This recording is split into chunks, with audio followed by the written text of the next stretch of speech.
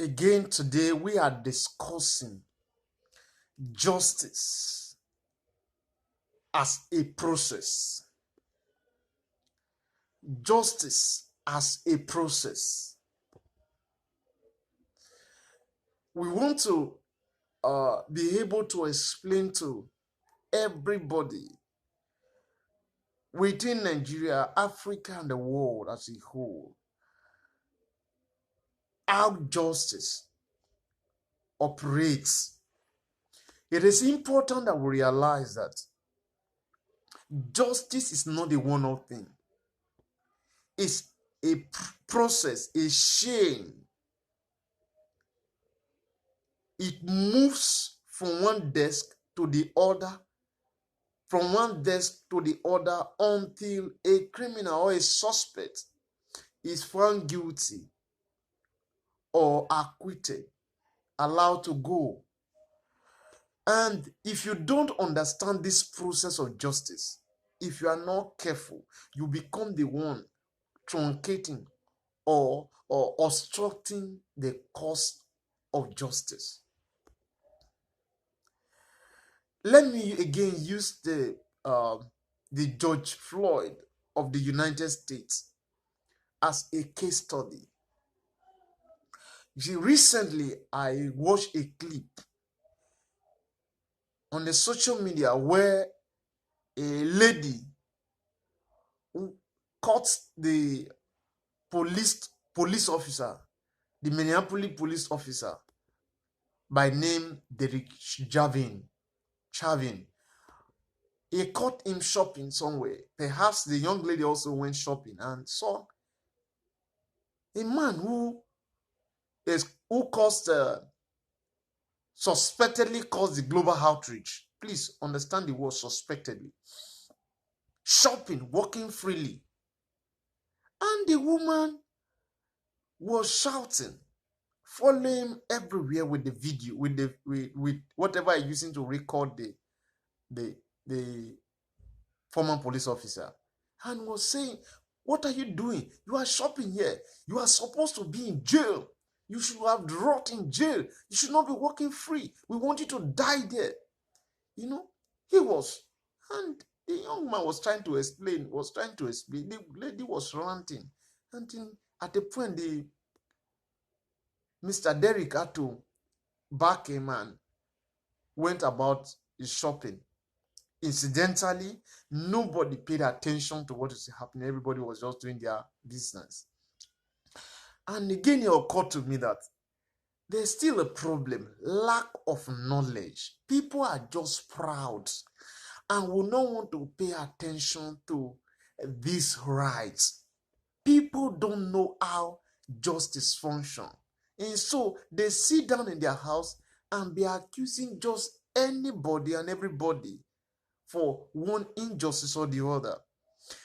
Perhaps in the mind of that young lady, the system will have occasioned some injustice by allowing that police officer to be walking free and doing shopping in the society. So we need to again understand this process of justice. Now, what will have allowed that man to be free and walking free? Like I said, justice is a process. It's not a one-off thing. Now, this man is suspected to have been the one who killed George Floyd. That is the assertion. And he was arrested and taken to court. Don't forget that if all of us who believe that we know or we are aware that the man, that police officer was the one responsible, who was the one who knelt down on the neck of George Floyd and killed him, if we claim to know today, we may be wrong. Because if this matter gets to court and all of us, we are invited to come and testify, don't forget, all of the things we know or anybody who knows that that man was the one that killed George Floyd, we are at best witnesses. We are best witnesses in the case. Not that our assertion, our claim that is the one that actually killed George Floyd made him the one. The only person who can declare him guilty and actually confirm that is the one that killed George Floyd is the court, the judge, not the president, not the governor, not his pastor, not his imam. Only the court can do that. So all the knowledge we claim to have of him having killed George Floyd is at best a witness. And the funny thing is that if we are all invited to the court to testify against this man, we are likely going to let the man go free, because our testimony, our witnesses will fall short of the procedure laid down by law, which are also fundamental procedure. For instance, if that man gets to court, first of all, you need to realize, because the offense is grievous, a very capital, and in law call it capital offense, serious offense. Even if the man entered the court and say, I am guilty, the court is still under obligation to enter that the man is not guilty. So the process, the matter must be set down. In fact, if the man does not have a lawyer, the law requires that the state get a lawyer for him to defend him. This is the process of justice, because the law does not want anybody, because we are talking about serious offense, which may involve him being killed, the police officer being killed, or being placed in life imprisonment. So the court wants to ensure, the law wants to ensure that a guilty person is actually found guilty, and an innocent person is not found guilty for what he knows nothing about. So this process has been laid down. It is not because a white man or because a black man or from wherever tribe is coming from. This is a process that justice requires that must be followed, and it's a fundamental procedure. Fundamental. That means it's very, very important. And so, even if the man does not have lawyer, the law requires that the state get one for him to defend him. And so, for instance, now, if all of us were invited, okay, I'm invited, say, Vincent, come and you know that this man actually killed George Floyd. Come and testify. I will enter the witness box and to testify. After everything I've said, assuming the man will be asked to ask me a question, or his lawyer be to ask me a question. Assuming the man says, Mr. Vincent, did you say I killed George Floyd? I say, yes, you did it. Everybody knows. I killed George Floyd. I say, yes. How did you say I killed George Floyd? I say, you knelt down on his neck. He was shouting, I can't breathe. You wouldn't let him go. You knelt on his neck until the man died. Understand, first of all, I have lied. My testimony is not complete, because the testimony of those that were there said that he knelt down on his neck until the guy became weak. He didn't die on that spot. It was the process of being rushed to the hospital. He couldn't make it to the hospital, so he didn't die. So my testimony has fallen short. The court will record that. Who will ask further? You say you know that I was the one that killed George Floyd. Then you saw me. You saw me. Say yes. Where were you then when I knelt down on his hand? So I was not in the country. I was in the UK. I saw it on video. Everybody saw it. Everybody saw it. It's everywhere. It's viral. Everybody saw it on the video. If the man lies, he can end this case there and say that is all for the witness. I does not have any question again to ask him. If he lies, ask further questions to rubbish me. But what I've succeeded in doing that, even though I claim to be a witness in the matter, I've also told the court that I was not there when the thing happened. My report, my testimony that he knelt on his knee unto the man, that shows that I didn't know anything about this. And the court begin to doubt. Because the video that you are showing could be doctored. It may not be exactly what's happened. So all of us, and you cannot see that all of us who claim to know and are angry that the man killed, we actually have no credible evidence to show that he actually killed Floyd, other than the few people who were there, who witnessed or who recorded what happened, that can testify. And these are the requirements of justice. That it is not just a anyhow evidence. It's not hearsay. It's not because of who's involved. This is the laid procedure that is laid down to get justice. That it must be a credible evidence of the person who saw it, who had what happened, who can give first-hand information. And one of the problems occasioned by the ministers of justice, the court, most times the people who actually know and saw what happened are not willing to come out and testify, or are not willing to follow the process to be patient to be able to come out and testify the way the court requires it. And then the other people who are saying all manner of things about the justice process, and they don't even have credible evidence that the court can use. And so you see that the process of justice is truncated, is obstructed by this break in the chain. And until one of these things, okay, now, like the testimony I just did, kind of testimony I just give now, the court, even though the court watched that film, the court cannot convict that man, that ex-police officer, based on my evidence.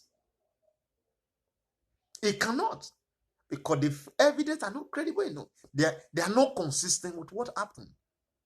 Another thing, that the judge watched the film or he heard about it cannot make the judge conclude that it was actually the police officer, Derek Chauvin, that actually killed George.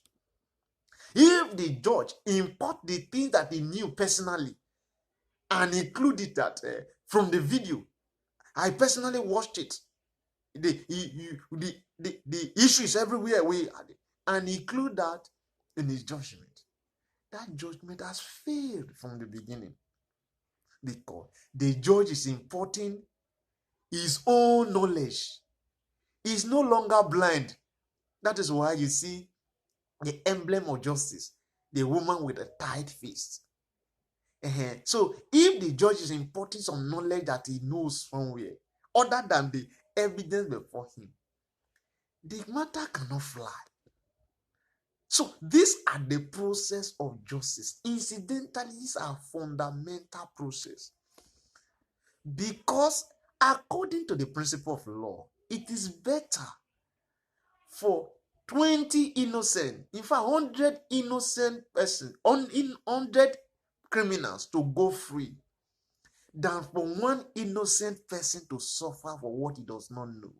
That is why the court is diligent to finding out that the person we are convicting, it's not the wrong person.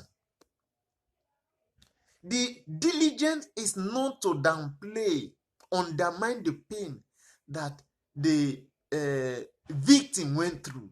No, but to ensure that the innocent person do not suffer. If you have not faced a false accusation before, you may not be able to appreciate the reason why justice system allowed this process of finding a criminal guilty. But I tell you, many innocent persons have suffered what they don't know, which is why the justice system made it mandatory as a fundamental requirement that a criminal must pass through, that the process of justice must go to find a man guilty or acquitted. Let go. And this is very important. Everybody need to appreciate this fact. So that before you now speculating, law enforcement agents are not doing their work. Hey, there's no justice in my country. There's no justice in my country. Sit down first and understand this process. Because what you are causing maybe are not that serious havoc on this justice process. You are denting the image of the justice system because of your lack of knowledge. It is your lack of knowledge that made you angry with the process. I'm not saying the process is perfect, but your understanding of the process will make you appreciate some of the things that happen in justice system. Another thing I want you to understand, I want to draw attention to in this George Floyd matter and that police officer is this. The young lady who caught him in camera, in video, was saying that you should have died in jail. You should not be there. You should be in the jail and be in prison and all that. The justice system is not like that. Also, if a suspect, that police officer, as at today, whether you like it or not, is still a suspect because he has not been declared guilty by the courts. So, because the law presumes him innocent, which is a fundamental right, is entitled to bail. The law presumes him that he is still innocent until this process is followed through. So he is entitled to bail. The court will always give him the opportunity to defend himself. So he is still entitled to bail. What the court will just look at is, okay, this matter is a serious offense. We call it capital offense. We are not just going to allow you bail like we allow others. We must be sure that you are not going to obstruct investigation if investigation is still ongoing. And so we are going to ensure that if we grant you bail, you'll be coming to court, you will not jump bail.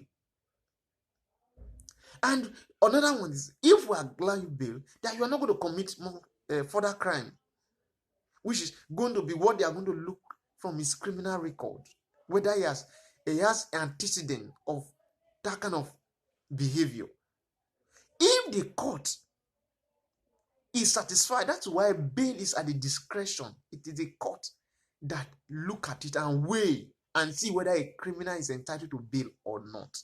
Even though bail is his right, the court will look at some reason, because the whole essence of arrest, detention, is to stop a crime. So we are not sure whether you continue committing a crime, so we stop you. That's where the word arrest comes in. We arrest you, we stop you from further committing a crime or from escaping. So we arrest you and detain you. Detain means stop, hold him down, so that he will not escape or go and commit a crime. So if the court is sure that the man will not run, he will come, he will not go and commit further crime, the court will grant that criminal, that suspect, not a criminal now, it's suspect. Understand what I'm saying? A suspect. The court will grant him bail. At best, the court will put a stringent measure, a stringent condition. They can say, okay, we'll grant you bail, but you must not, until this case finishes, don't travel out of this city. Or until this case finishes, ensure that you come to the court every end of the month. Or, okay, like in this case, the bond of $1.25. In other words, if you mistakenly jump, you can say, okay, write the check and drop it somewhere. If you refuse to come, you lost this money, and we'll find you wherever you are. Are you getting it? So once the court is able, that's where the trial court requires surety to ensure that if you say you are standing at a surety for this suspect, that means you are saying that he must come. I will ensure that he comes to court and attend to his case. That means if he does not come, hold me responsible. And the moment the court sees a credible surety who guarantees that this man will attend to his case, the court will grant him bail. The court will grant the suspect bail so that he can prepare and attend to his case. And now this is what we need to understand. The moment the court grants him bail, the man, until he is found guilty, he has freedom, he enjoys everything subject to the condition. Only the condition given to him by the court is restricting him. Otherwise, he's free to go shopping, attend party, do everything. The only thing is that the weight of the charge is still hanging on his head. But for you now to now be accusing you a criminal, you are the one that are violating his rights. Because he's not a criminal at that time. He's a suspect. He's presumed innocent by the law, and we are all under obligation to accord him that benefit, that he's still innocent. Let him follow through until the court finds him guilty. So this is very important. Both developed and developing nation, that you will need to understand this process. That you are a professor, a doctor, does not mean you know everything. This basic information about our states, about our nation, we need to appreciate them. So you understand your role when you catch a suspect, when you arrest a suspect. You arrest, you see, you suspect any crime somewhere, you either report to the police, or if you can arrest the person, you arrest. So arrest is not only done by the police. You can hold a criminal and hand him over to the police. So you understand your role. He carry a criminal to the police, and the police understand his role. He carry that criminal to court. Allow the court follow the process. We must not preempt the court. We must not go ahead of the court and speculating. In the mind of that young lady who was videoing the former police officer of Minneapolis, Derek Javin, in his mind, the freedom that the police officer is enjoying is a proof of the racism in the system. It's a proof of the injustice in the system. Whereas it's the proof of the ignorance of the lady herself, who does not know how justice works. The process is, if you want to fight for justice for anybody, your duty is not to be speculating and be shouting, because the court will not act on your speculations. The best you can do is to follow through the process of justice. Follow to the court on the day of the court. Monitor what is happening. And where you need to assist with information, you assist and ensure that the person is justly prosecuted. This is the process of justice that all of us need to appreciate and begin to consciously strengthen the justice system of our nation, and our peace and global peace will be realizable. And this is what is expected of every sane human being on planet Earth. These laws are being guaranteed by our constitutions for our various states. In Africa, African Charter on Human and People's Rights, and globally, the United Nations Charter on Human Rights. These are provisions set down. I don't want to belabor everybody with the various charters, articles, and provisions, but all I just want you to know, to understand this basic process of justice, so that we'll be able to strengthen justice in our various nations. Thank you.